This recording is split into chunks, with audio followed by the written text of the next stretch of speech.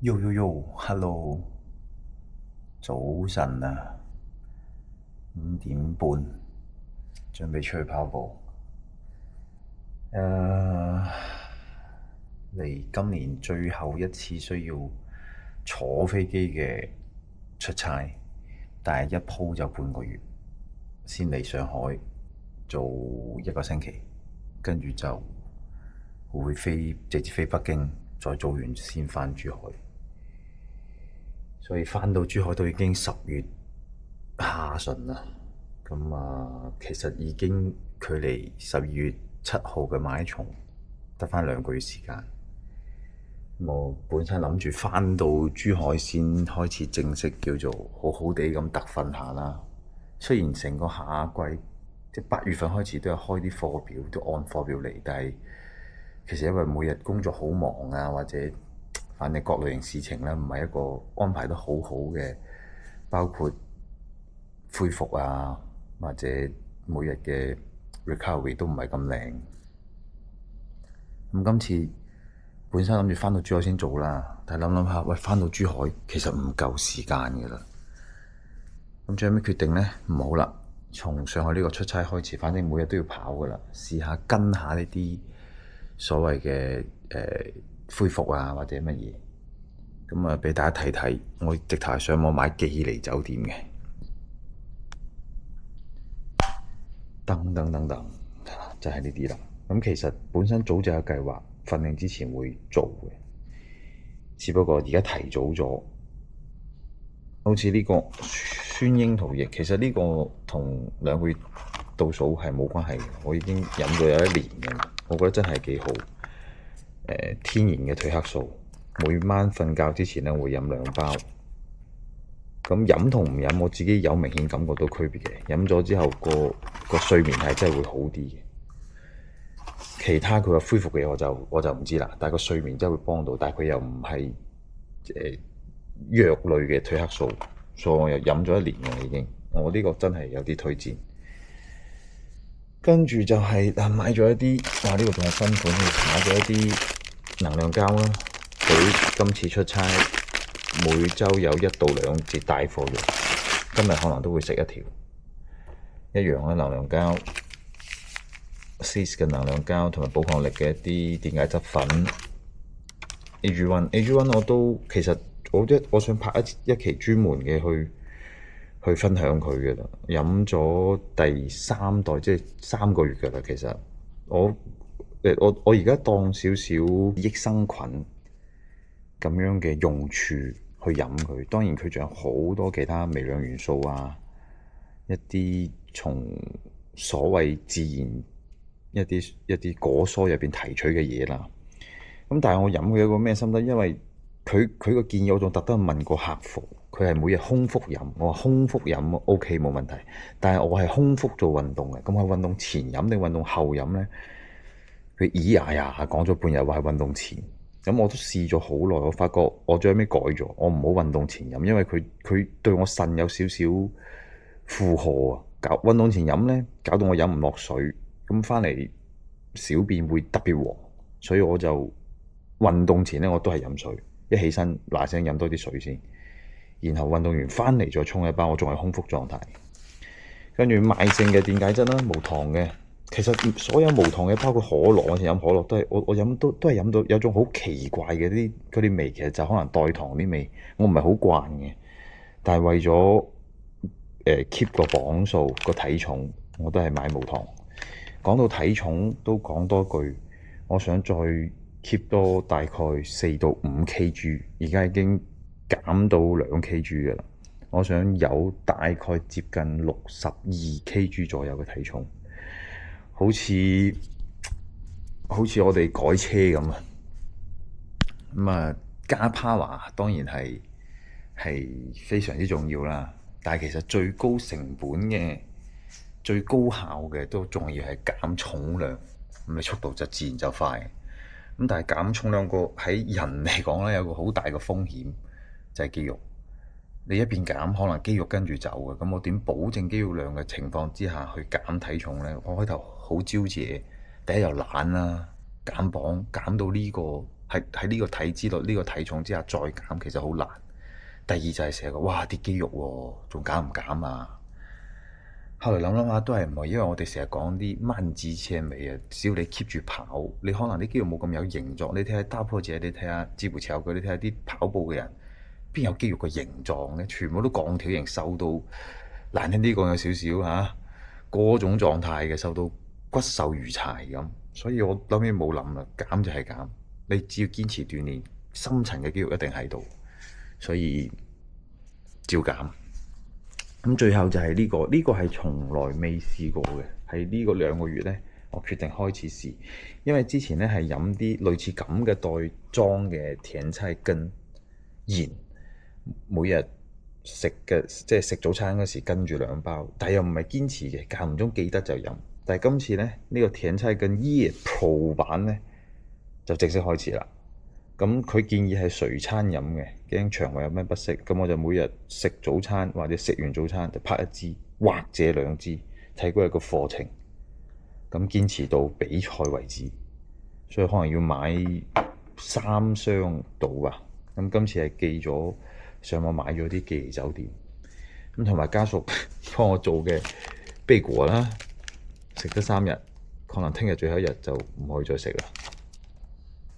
就係咁多啦，咁分享住呢啲先，主要就係想講話，就算再忙呢，如果你自己想同自己定一個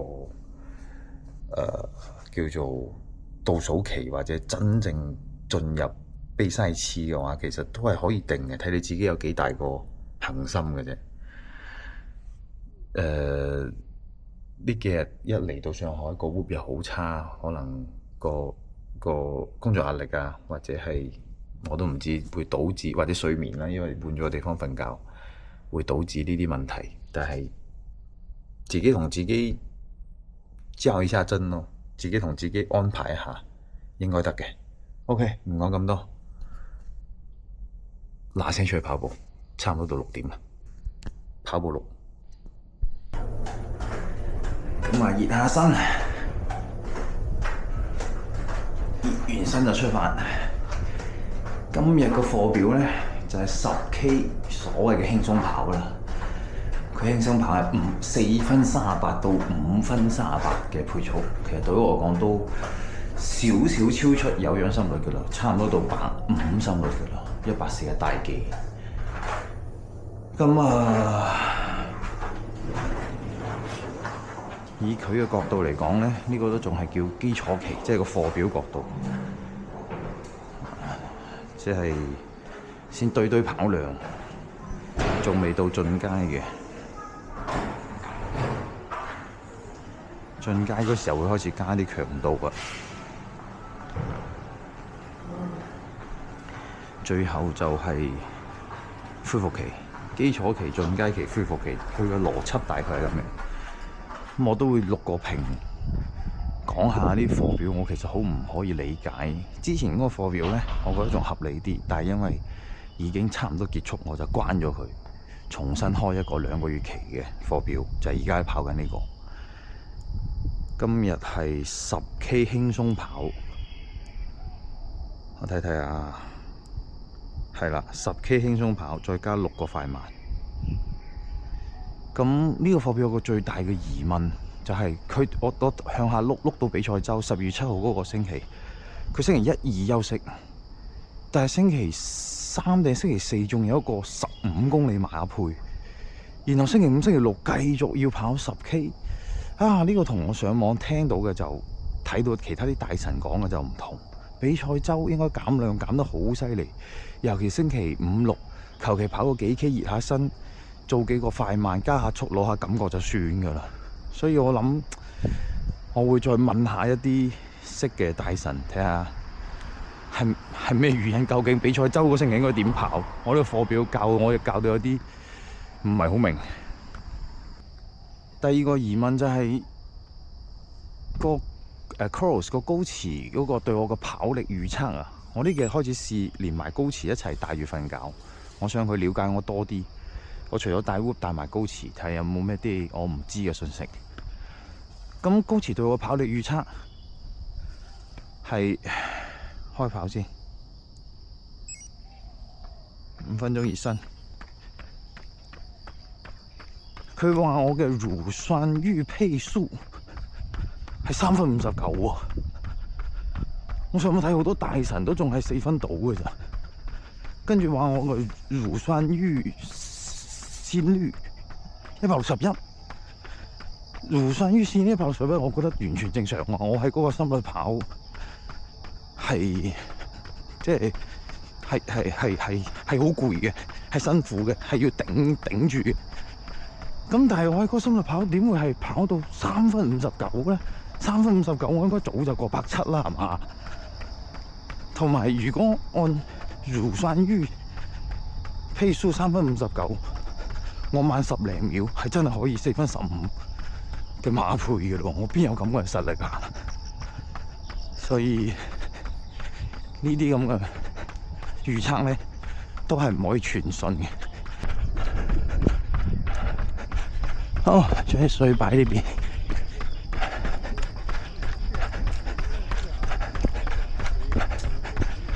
擺喺呢度啦。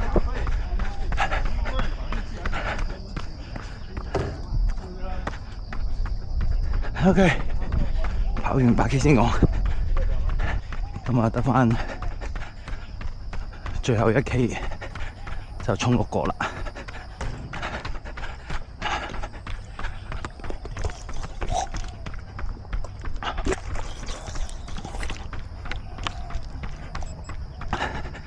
朝早以為涼涼地，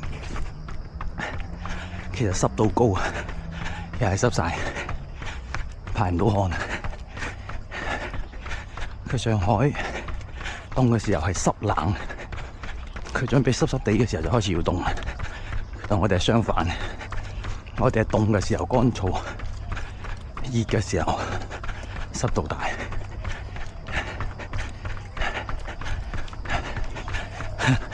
喺一紮上海人中間講白話錄音，應該有啲搞笑。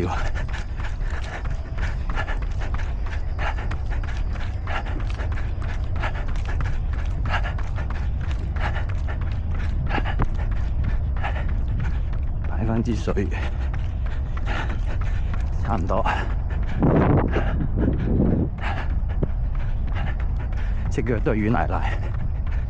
唉，你講話佢好痛又唔係好痛，但係就冇力啊，一直喺度影響住。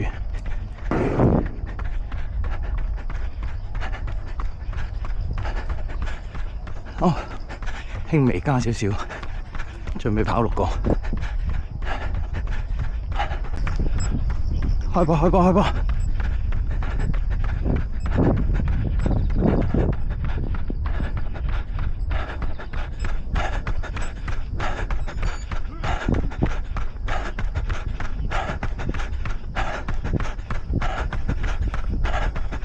第一個冇咁快先，4分差唔多噶啦。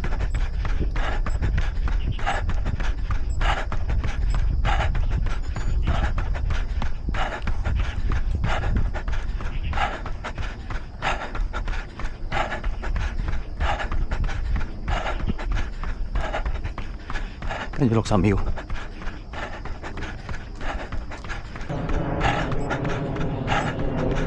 第二個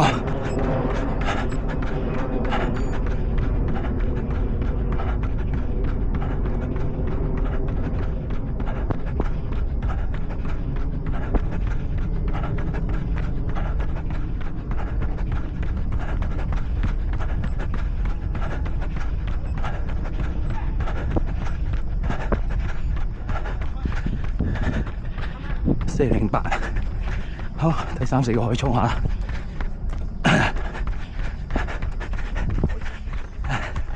見到上次一齊跑嘅跑友，大神們我又來上海啦！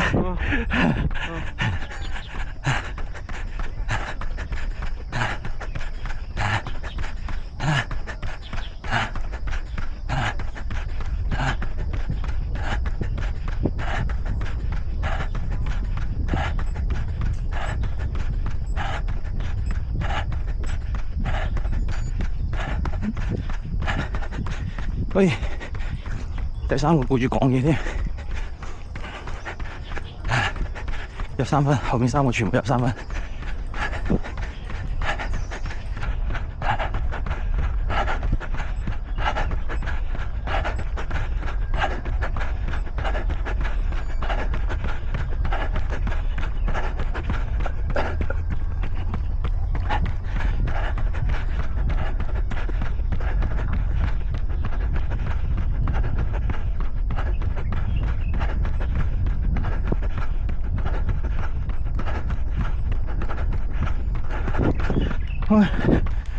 真係跑唔快喎，地上濕濕地，唔得啊！最後2個盡全力。这么跑了10几公里，我跑个半程应该可以。第5個。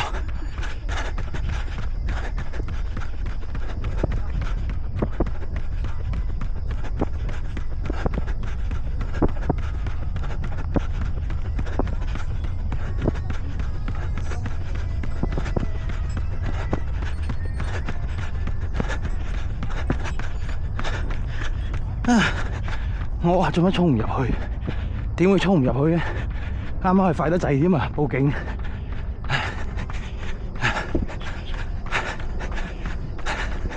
個小腿同個茶點酥都係有影響。頂埋最後一個先。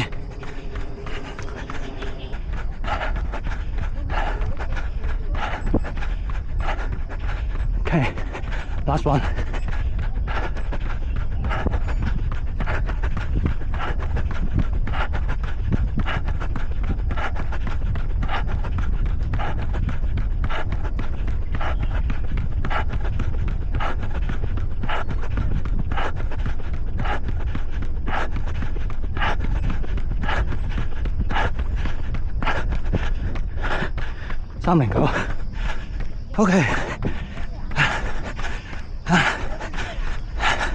有腳有反應，茶點酥、踝關節、跟腱全部有反應，要康復，繼續康復，應該帶個泡沫組嚟。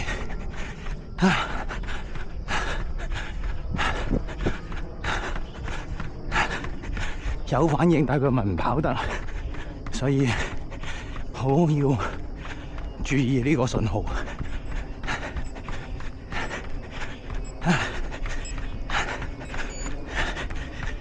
好，2K 原始配速438到538，跑完返酒店沖涼。咁啲衫褲等間翻轉頭先洗啦。嗱聲去食早餐先，因為要爭取食早餐嘅時間。帶2支前菜跟鹽。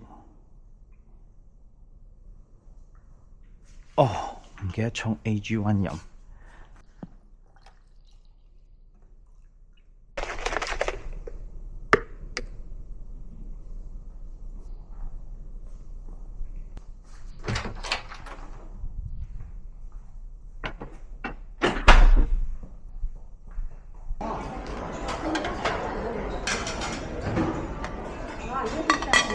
咁出嚟出差咧，攰係攰噶啦，恢復都差噶啦。但係有樣嘢就一定係好嘅，就係早餐啦。咁啊，唔會一樣食好多，係要樣樣都要食啲，要令個營養非常之豐富同多元化。營養學角度咧，睇咗啲書㗎。每日食超過42種食物，係最符合我哋呢啲，我都唔知叫運動人士。喂，呢個冷菜豉油雞肉啊，正常我唔想食啲冷菜，豉油雞胸，2嚿雞胸，魚仔，海帶好嘢嚟㗎，好炸。但係佢辣嘅喎，唔好食咁多啊！辣嘅就蘿蔔絲、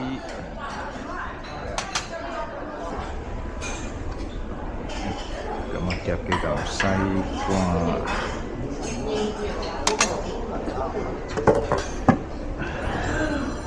哈密瓜，攞個煎蛋，冇單面蛋嘅而家。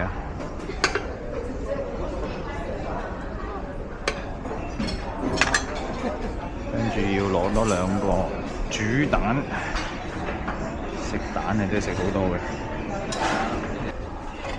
山藥、胡蘿蔔、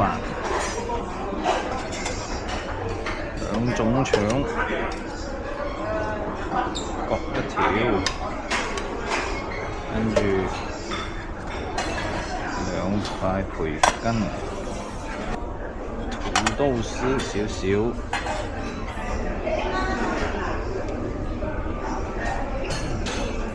青菜。OK， 再嚟個粟米片，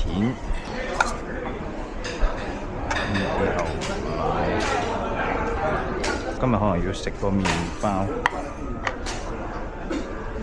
攞個果醬，食片麵包啦。因為聽日有大貨，今日要補啲碳水。酸奶。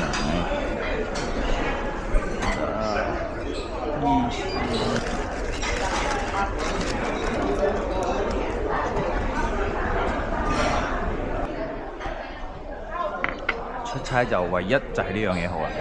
喺屋企食冇理由，即係可以精心整啲嘢食，但係冇理由可以整到咁多品類。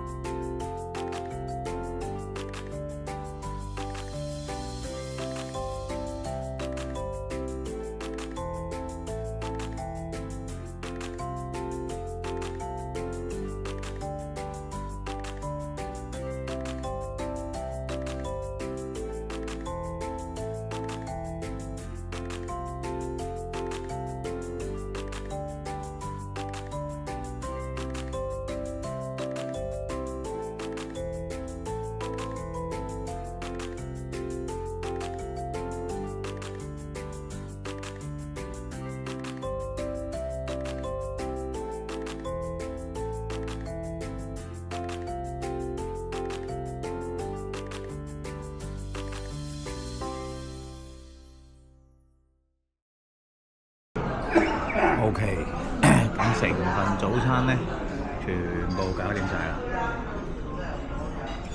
飲埋支酸奶上去按下，呢個咩？成日都嗌刨貓啊！就翻工啦。咁啊，哇，好飽啊！拋開隻腳，係咁先，努力訓練啦。拜拜。